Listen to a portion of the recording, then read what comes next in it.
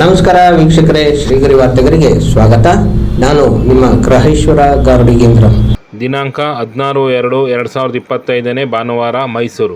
ಮೈಸೂರಿನ ಪ್ರಜಾಪಿತ ಬ್ರಹ್ಮಕುಮಾರಿ ಈಶ್ವರಿ ವಿಶ್ವವಿದ್ಯಾನಿಲಯದ ಮುಖ್ಯ ಸಂಯೋಜಕಿ ಬಿ.ಕೆ. ಲಕ್ಷ್ಮಿ ಪತ್ರಿಕಾಗೋಷ್ಠಿಯಲ್ಲಿ ಮಾತನಾಡಿ, ಫೆಬ್ರವರಿ 19ರಿಂದ ಮಾರ್ಚ್ 2ರವರೆಗೆ ವಿಜಯನಗರದ ಮೊದಲ ಹಂತದಲ್ಲಿರುವ ಐಶ್ವರ್ಯ ಪೆಟ್ರೋಲ್ ಬಂಕ್ ಮುಂಭಾಗದಲ್ಲಿರುವ ಮಹಾನಗರ ಪಾಲಿಕೆಯ ಆವರಣದಲ್ಲಿ 89ನೇ ತ್ರಿಮೂರ್ತಿ ಶಿವ ಜಯಂತಿ ಆಚರಣೆಯನ್ನು ನಡೆಸಲಾಗುತ್ತಿದೆ. ಈ ಸಂದರ್ಭದಲ್ಲಿ ಜ್ಞಾನ, ವಿಜ್ಞಾನ, ದಿವ್ಯ ದರ್ಶನ ಮೇಳ ಮತ್ತು ಕಾಶಿ ವಿಶ್ವನಾಥ ದೇವಾಲಯದ ಟ್ಯಾಬ್ಲೋವನ್ನು ಆಯೋಜಿಸಲಾಗಿದೆ. ಬೆಳಿಗ್ಗೆ 8ರಿಂದ ರಾತ್ರಿ 9ರವರೆಗೆ ಭಕ್ತರು ದರ್ಶನವನ್ನು ಪಡೆಯಬಹುದು. ಚರ್ಚೆಯ ಸಂದರ್ಭದಲ್ಲಿ ವೀರಂ ಸಿಂಗ್ ನರೂಕಾ, ಬಿ.ಕೆ. ರಂಗನಾಥ್ ಮತ್ತು ರಾಮಚಂದ್ರ ರಾವ್ ತಮ್ಮ ಅಭಿಪ್ರಾಯಗಳನ್ನು ಹಂಚಿಕೊಂಡರು. ಈ ವರ್ಷ ಮಹಾಶಿವರಾತ್ರಿಯ ಪ್ರತಿಯಾಗಿ ವಿಶೇಷವಾದ ಒಂದು ಕಾರ್ಯಕ್ರಮವನ್ನು ಸಾರ್ವಜನಿಕರಿಗೆ ನೀಡಬೇಕು ಅಂತ ಹೇಳಿ ನಾವು ಕಳೆದ 1 ತಿಂಗಳಿಂದ ಒಂದು ಯೋಜನೆಯನ್ನು ಪ್ರಾರಂಭಿಸಿದ್ದೇವೆ. ಯೋಜನೆ ಏನು ಅಂದರೆ, ಕಾಶಿ ವಿಶ್ವನಾಥ ದೇವಸ್ಥಾನದ ದರ್ಶನವನ್ನು ಮೈಸೂರಿಗರಿಗೆ ನೀಡಬೇಕು ಅನ್ನೋ ಉದ್ದೇಶದಿಂದ ಹುಣಸೂರು ರಸ್ತೆಯಲ್ಲಿರ್ತಕ್ಕಂತಹ ಐಶ್ವರ್ಯ ಪೆಟ್ರೋಲ್ ಬಂಕ್ ಎದುರುಗಡೆ ಇರತಕ್ಕಂಥ ಮೂಡ ಖಾಲಿ ನಿವೇಶನದಲ್ಲಿ ಸುಮಾರು 200 ಅಡಿ 300 ಅಡಿ ಜಾಗದಲ್ಲಿ 150 ಅಡಿ ಉದ್ದದ ಒಂದು ಭವ್ಯವಾದ ಕಾಶಿ ವಿಶ್ವನಾಥ ದೇವಸ್ಥಾನವನ್ನು, ಅದ್ರ ಜೊತೆಗೆ ಅದರ ಒಳಗಡೆ ಹೋಗೋಕ್ಕೆ ಒಂದು 20 ಅಡಿ ಎತ್ತರದ ಒಂದು ಮಹಾದ್ವಾರ ಇದೆ. ಅದ್ರ ಒಳಗಡೆ ಹೋದರೆ 21 ಅಡಿ ಎತ್ತರದ ರೂಬಿ ಕಲ್ಲಿನ ಶಿವಲಿಂಗ ಇದೆ. ಅದಾದಮೇಲೆ ತುಂಬ ಬ್ಯುಸಿ ಇರ್ತಕ್ಕಂತಹ ವ್ಯಕ್ತಿಗಳಿಗೆ 5 ನಿಮಿಷದಲ್ಲಿ ಮೆಡಿಟೇಷನ್ ಅಭ್ಯಾಸ ಮಾಡಿಸುವಂಥ ಒಂದು ವಿಶೇಷವಾದ ಕಂಪ್ಯೂಟರ್ ಪ್ರಕ್ರಿಯೆ ಇದೆ. ಅದ್ರ ಜೊತೆಗೆ ಮೌಲ್ಯಗಳನ್ನು ಕಲ್ತ್ಕೊಳ್ಳುವಂಥ ಆಟಗಳಿವೆ. ಅದ್ರ ಜೊತೆಗೆ ಪ್ರತಿನಿತ್ಯ ಸಂಜೆ ಹೊತ್ತು 9 ನವ ದುರ್ಗೆಯರ, ನವ ಚೈತನ್ಯ ದುರ್ಗೆಯರ ಒಂದು ಅರೇಂಜ್ಮೆಂಟ್ ಕೂಡ ಇದೆ. ಅದರಲ್ಲಿ 9 ಜನ ಮಹಿಳೆಯರು ಬೇರೆ ಬೇರೆ ದುರ್ಗೆಯರ, ಬೇರೆ ಬೇರೆ ದೇವತೆಗಳ ಪೋಷಾಕಿನಲ್ಲಿ ಬಹಳ ಸುಂದರವಾದಂಥ ದೃಶ್ಯದಲ್ಲಿ, ಅರಮನೆಯ ವಾತಾವರಣದಲ್ಲಿ ದೇವಸ್ಥಾನದ ವಾತಾವರಣ ಬರುವ ಹಾಗೆ ಬಹಳ ಸುಂದರವಾಗಿ ನಿರ್ಮಾಣ ಮಾಡ್ತಾ ಇದ್ದೀವಿ. ಅದ್ರ ಜೊತೆಗೆ ಒಂದು 12 ಜ್ಯೋತಿರ್ಲಿಂಗಗಳು ಪ್ರಸಿದ್ಧ ಯಾವುದೋ ದೇಶದಲ್ಲಿದೆ, ಅದನ್ನು ಒಂದೇ ಕಡೆ ನಾವು ತೋರಿಸ್ಬೇಕು ಅನ್ನೋ ಉದ್ದೇಶದಿಂದ ಪ್ರತಿ ವರ್ಷ ಮಾಡುವ ಹಾಗೆ ಈ ವರ್ಷನೂ ಕೂಡ ಅದನ್ನು ಮಾಡ್ತಾ ಇದ್ದೇವೆ.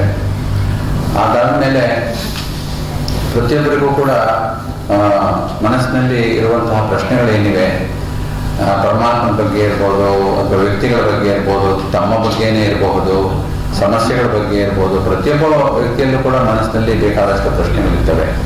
ಬೇರೆಯವ್ರ ಬಗ್ಗೆನೂ ಇರುತ್ತೆ, ನಮ್ಮ ಬಗ್ಗೆನೂ ಇರುತ್ತೆ.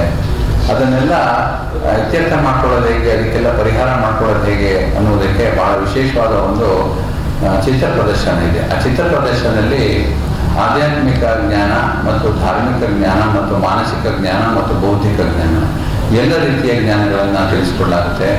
ಯಾವುದರಿಂದ ಮನುಷ್ಯನಿಗೆ ನಿಜವಾದಂತಹ ಆಂತರಿಕವಾದಂಥ ದುಗುಡ ಇರ್ಬೋದು, ದುಮಾನ ಇರ್ಬೋದು, ಅಥವಾ ಬೇಸರ ಇರ್ಬೋದು, ಅಥವಾ ಅನೇಕ ಪ್ರಶ್ನೆಗಳಿರ್ಬೋದು, ಇವುಗಳನ್ನೆಲ್ಲ ಪರಿಹಾರ ಮಾಡಿಕೊಂಡು ಒಬ್ಬ ವ್ಯಕ್ತಿ ಶಾಂತವಾಗಿ ಬದುಕೋದು ಹೇಗೆ ಅನ್ನೋದನ್ನು ತಿಳಿಸ್ಕೊಡ್ತಾರೆ.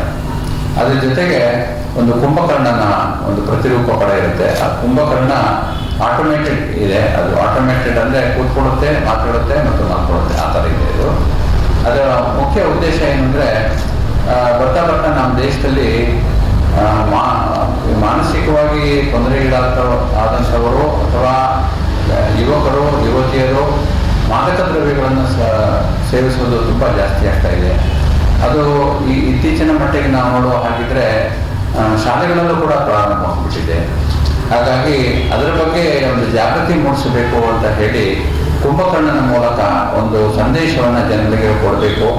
ಯಾಕೆಂದರೆ ಅದನ್ನ ಹೇಳುವಾಗಲೂ ಕೂಡ ಒಂದು ರೀತಿಯ ವಿಶೇಷವಾಗಿ ಮನದಟ್ಟಾಗಬೇಕು, ಇದು ನಾನು ಮಾಡ್ತಾ ಇರೋದು ತಪ್ಪು ಅಂತ ಜನರಿಗೆ ಗೊತ್ತಾಗಬೇಕು ಅನ್ನುವ ಒಂದು ರೀತಿಯಲ್ಲಿ ಕುಂಭಕರ್ಣನ ಮೂಲಕ ಆ ಸಂದೇಶವನ್ನು ವ್ಯಕ್ತಿಗಳಿಗೆ ನಾವು ಮಾಡ್ತಾ ಇದ್ದೀವಿ. ವಿಶೇಷವಾಗಿ ಅದಕ್ಕಾಗಿ ಒಂದು ವಾಹನವನ್ನು ಕೂಡ ನಾವು ತಯಾರು ಮಾಡಿ ಮೈಸೂರು ನಗರದಲ್ಲಿ ಇವಾಗ ಪ್ರತಿಯೊಂದು ಶಾಲಾ ಕಾಲೇಜುಗಳಲ್ಲಿ, ಪ್ರತಿಯೊಂದು ಸರ್ಕಲ್ಗಳಲ್ಲಿ ನಿಲ್ಲಿಸಿ ಜನಗಳಿಗೆ ಸಂದೇಶವನ್ನು ಕೊಡ್ತಾ ಇದ್ದೀವಿ.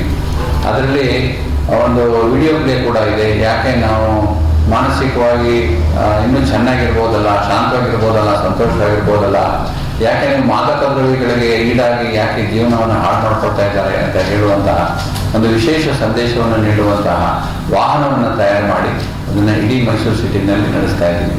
ಅದರ ಇನ್ನೊಂದು ಭಾಗ ಈ ಜ್ಞಾನ ವಿಜ್ಞಾನ ಜೀವದರ್ಶನ ಮೇಳ ಅಂತ ಏನು ನಾವು ಮಾಡಿದ್ದೇವೆ, ಅದರಲ್ಲಿ ನಾವು ಇದನ್ನು ಒಂದು ಕುಂಭಕರ್ಣನ ಪಾತ್ರವೂ ಕೂಡ ಇದೆ.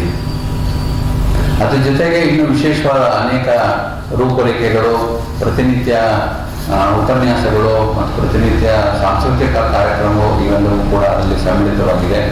ವಿಶೇಷವಾಗಿ ಉಪನ್ಯಾಸ ಕೊಡಲಿಕ್ಕೆ ಹೆಸರಾಂತ ನಮ್ಮ ಡಾಕ್ಟರ್ ಸಂತೋಷ್ ಹೆಗ್ಡೆ ಅವರು ಬೆಂಗಳೂರಿಂದ ಬರ್ತಾ ಇದ್ದಾರೆ. ಸಂತೋಷ್ ಹೆಗ್ಡೆ ಅವರು ತಮಗೆಲ್ಲ ಗೊತ್ತಿರೋದು ಸುಪ್ರೀಂ ಕೋರ್ಟಿನ ಪೂರ್ವ ನ್ಯಾಯಮೂರ್ತಿಗಳಾಗಿದ್ದಂಥವರು, ಕರ್ನಾಟಕದಲ್ಲಿ ಲೋಕಾಯುಕ್ತರಾಗಿದ್ದಂಥವರು, ಹೆಸರಾಂತ ವ್ಯಕ್ತಿ. ಅವರು ವೃತ್ತಿಯಲ್ಲಿ ಮೌಲ್ಯಗಳನ್ನು ಹೇಗೆ ನಾವು ಪಾಲಿಸ್ಬೋದು, ವೃತ್ತಿಯಲ್ಲಿ ಹೇಗೆ ನಾವು ಮೌಲ್ಯಗಳನ್ನು ಧಾರಣೆ ಮಾಡಿದ್ರೆ, ಅಭ್ಯಾಸ ಮಾಡಿದ್ರೆ ಅದರಿಂದ ಏನೇನು ಉಪಯೋಗ ಆಗುತ್ತೆ ಅನ್ನುವ ಬಗ್ಗೆ 1 ಗಂಟೆ ಮಾತಾಡಲಿದ್ದಾರೆ. ಜೊತೆಗೆ ಸಂವಾದ ಕಾರ್ಯಕ್ರಮ ಇದೆ, ಪ್ರಶ್ನೋತ್ತರ ಕಾರ್ಯಕ್ರಮ ಕೂಡ ಇದೆ. ಅದು 20ನೇ ತಾರೀಕಿದೆ. 21ನೇ ತಾರೀಕು ಕೃಷ್ಣೇಗೌಡರು ತಮಗೆಲ್ಲ ಗೊತ್ತಿದೆ, ಹೆಸರಾಂತ ವ್ಯಕ್ತಿಗಳು ಮೈಸೂರಿನಲ್ಲಿ. ಅವರು ಸಂತೋಷವೆಂಬ ಔಷಧ ಎನ್ನುವ ವಿಷಯದ ಬಗ್ಗೆ 1 ಗಂಟೆ ಮಾತಾಡಿದ್ದಾರೆ.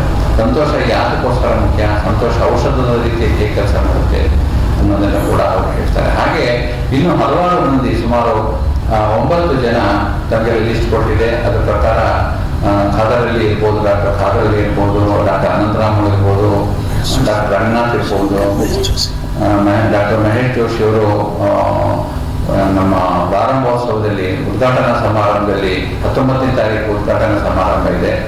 ಆ ಉದ್ಘಾಟನಾ ಸಮಾರಂಭದಲ್ಲಿ ಉದ್ಘಾಟನೆ ಮಾಡಲಿಕ್ಕೆ ಡಾಕ್ಟರ್ ಮಹೇಶ್ ಜೋಶಿ ಅವರು ಬರ್ತಾ ಇದ್ದಾರೆ. ಅದ್ರ ಜೊತೆಗೆ ಮೈಸೂರಿನ ಭಾಷಣ ಸ್ವಾಮೀಜಿಯವರು ಹಾಗೂ ಡಾಕ್ಟರ್ ಶರಚಂದ್ರ ಸ್ವಾಮೀಜಿಯವರು ಇಬ್ಬರು ಕೂಡ ದಯಮಾನಿಸ್ತಾ ಇದ್ದಾರೆ. ಮತ್ತು ಮೂಡಾದ ಆಯುಕ್ತರಾದಂಥ ಶ್ರೀ ರಘುನಂದನ್ ಅವರು ಕೂಡ ಅವತ್ತು 19ನೇ ತಾರೀಕು ಸಂಜೆ 6 ಕಾರ್ಯಕ್ರಮ ಇದೆ. ಮತ್ತು ಶಿವರಾತ್ರಿ ಪ್ರತಿನಿತ್ಯ ಸಾಂಸ್ಕೃತಿಕ ಚಟುವಟಿಕೆಗಳು ಬಹಳಷ್ಟು ಇವೆ. ಹಾಡಿರ್ಬೋದು, ನೃತ್ಯ ಇರ್ಬೋದು, ರಂಗಗೀತೆಗಳಿರ್ಬೋದು, ಅಥವಾ ಬೇರೆ ರೀತಿಯ ಸಾಂಸ್ಕೃತಿಕ ಚಟುವಟಿಕೆಗಳು ಇರ್ಬೋದು, ಎಲ್ಲವೂ ಕೂಡ ಪ್ರತಿನಿತ್ಯ ವಿಭಿನ್ನವಾಗಿ 1 ಗಂಟೆ ಕಾಲ ಸಾಂಸ್ಕೃತಿಕ ಕಾರ್ಯಕ್ರಮ ಇರುತ್ತೆ. ಅದಕ್ಕೆ ಮೊದಲು ಈಶ್ವರಿ ವಿಶ್ವವಿದ್ಯಾಲಯದಲ್ಲಿ ಸಮರ್ಪಿತರಾಗಿ ಜೀವನ ನಡೆಸತಕ್ಕಂಥ ಅನೇಕ ಸಹೋದರಿಯರು ಧ್ಯಾನ ಮಾಡೋದು ಹೇಗೆ, ಮಾನಸಿಕ ಚಿಂತನೆಗಳನ್ನು ಮಾಡೋದು ಹೇಗೆ ಅನ್ನೋದನ್ನು ಕೂಡ 1 ಅರ್ಧ ಗಂಟೆ ಅವರಿಗೂ ಕೂಡ ಕಾರ್ಯಕ್ರಮ ಇದೆ. ಇಂದು ತಾವೆಲ್ಲ ಮಾಧ್ಯಮ ವರ್ಗದ ಸೋದರ ಸೋದರಿಯರು 89ನೇ ತ್ರಿಮೂರ್ತಿ ಶಿವ ಜಯಂತಿಯ ಪ್ರಯುಕ್ತ ಜ್ಞಾನ ವಿಜ್ಞಾನ ಮೇಳದ ಮತ್ತು ಕಾಶಿ ವಿಶ್ವನಾಥ ದರ್ಶನದ ಮೂಲಕ ದ್ವಾದಶ ದರ್ಶನ, ದೇವಿಯರ ದರ್ಶನ ಇತ್ಯಾದಿ ಈ ಮೇಳದ ಎಲ್ಲ ಕಾರ್ಯಗಳನ್ನ ಸಾರ್ವಜನಿಕರಿಗಾಗಿ ವಿಶೇಷವಾಗಿ ಏರ್ಪಡಿಸ್ತಾ ಇದೆ. ಈ ಊರಿನ ಜನತೆಗೆ ಮೊದಲಿಂದಲೂ ಆಧ್ಯಾತ್ಮಿಕತೆ ಮತ್ತು ಹೆಚ್ಚು ವಿಷಯಗಳನ್ನ ಕೇಳೋದು, ಅಧ್ಯಯನ ಮಾಡೋದು ನಮ್ಮ ಮೈಸೂರಿನ ಜನತೆಯ ಒಂದು ಸುಸಂಸ್ಕಾರ. ಪ್ರತಿ ವರ್ಷವೂ ಕೂಡ ನಾವು ಈ ಮಹಾಶಿವರಾತ್ರಿಯ ಪ್ರಯುಕ್ತ ವಿಶೇಷ ಕಾರ್ಯಕ್ರಮಗಳನ್ನು ಹಮ್ಮಿಕೊಳ್ತೇವೆ. ಈ ವರ್ಷ ಇಂದು ಈ ಒಂದು ಸ್ಥಾನದಲ್ಲಿ ನಾವು ಹೇಳಿದ ಹುಣಸೂರು ರೋಡಿನ ಸ್ಥಾನದಲ್ಲಿ ಏರ್ಪಡಿಸಿದೆ. ತಾವೆಲ್ಲರೂ ಕೂಡ ಪ್ರತಿನಿತ್ಯ ಆಗಮಿಸ್ತೀರಾ ಅಂತ ನಂಬ್ಕೊಂಡಿದ್ದೀನಿ. ಯಾಕೆಂದ್ರೆ ತಾವೆಲ್ಲ ಬಂದು ಮೈಸೂರಿನ ಜನತೆಗೆ ತಾವೇನು ಸಂದೇಶ ಕೊಡ್ತೀರಿ ಆ ಪ್ರಕಾರ ಅವರೆಲ್ಲರೂ ಆಗಮಿಸಿ ಈಶ್ವರಿ ವಿಶ್ವವಿದ್ಯಾಲಯದ ವಿದ್ಯಾರ್ಥಿಗಳು ತಮ್ಮದೇ ಆದ ತನುಮನ ಧನದಿಂದ ಶ್ರಮವಹಿಸಿ ಶ್ರದ್ಧೆಯಿಂದ ಅತಿ ಪ್ರೀತಿಯಿಂದ ಏರ್ಪಡಿಸಿದಂಥ ಈ ಒಂದು ಕಾರ್ಯಕ್ರಮಕ್ಕೆ ತಾವೆಲ್ಲರೂ ಕೂಡ ಜನತೆಗೆ ಸಂದೇಶ ನೀಡೋದಕ್ಕೆ ಸಹಕರಿಸ್ತೀರಾ. ಮೊದಲಿಂದಲೂ ಸಹಕರಿಸ್ಕೊಂಡು ಬಂದಿದ್ದೀರಿ. ಈಗಲೂ ಕೂಡ ಈ ಕಾರ್ಯಕ್ರಮದಲ್ಲಿ ಸಂಪೂರ್ಣವಾಗಿ ಸಹಕರಿಸ್ತೀರಿ ಅಂತ ನಂಬಿ ತಮ್ಮೆಲ್ಲರಿಗೂ ನಾನು ಹೃದಯಪೂರ್ವಕವಾಗಿ ವಂದಿಸ್ತೇನೆ. ಪ್ರತಿಯೊಬ್ಬರಿಗೂ ಕೂಡ ಶಾಂತಿ ಬೇಕಾಗಿದೆ, ಆರೋಗ್ಯ ಬೇಕಾಗಿದೆ, ಸಮಾಧಾನ ಬೇಕಾಗಿದೆ.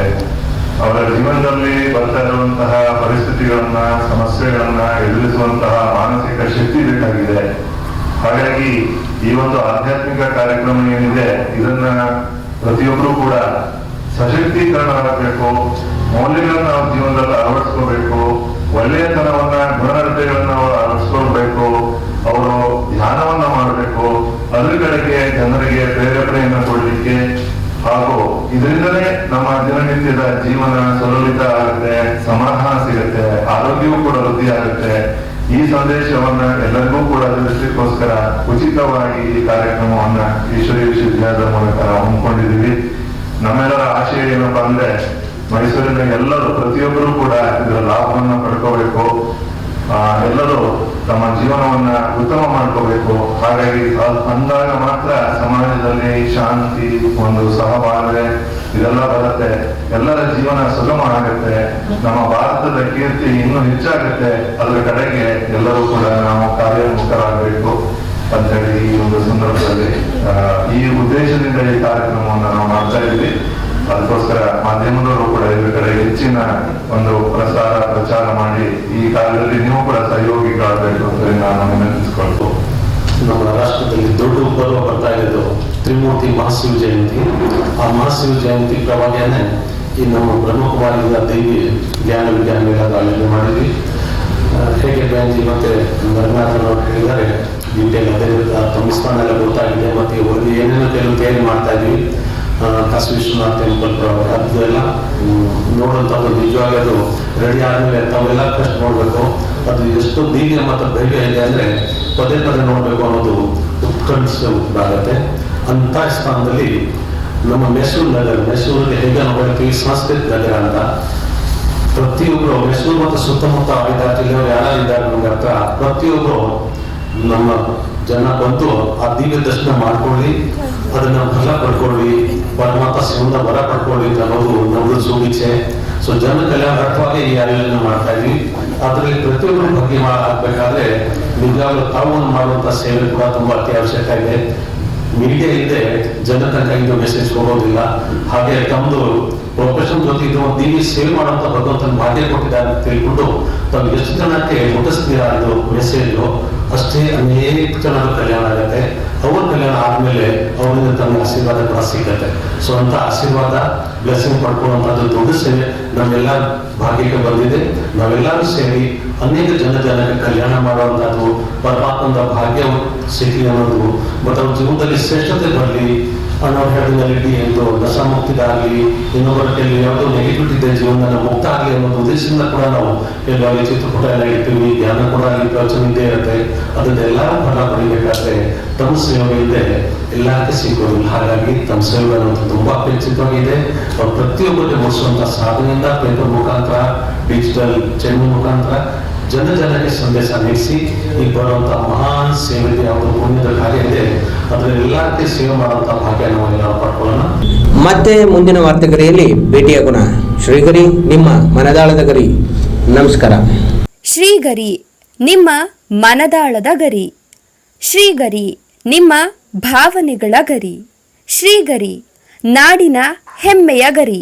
ಮನಗಳ ಗರಿದು ಶ್ರೀಗರಿ, ತನು ಮನ ಧನಗಳ ಗರಿದು ಶ್ರೀಗರಿ, ವಿಶ್ವದ ದೇಶದ ನಾಡಿನ ಗರಿದು ಶ್ರೀಗರಿ. ಶ್ರೀಗರಿ ಶ್ರೀಗರಿ ಶ್ರೀಗರಿ ಶ್ರೀಗರಿ ಶ್ರೀಗರಿ, ನಿಮ್ಮ ಮನದಾಳದ ಗರಿ.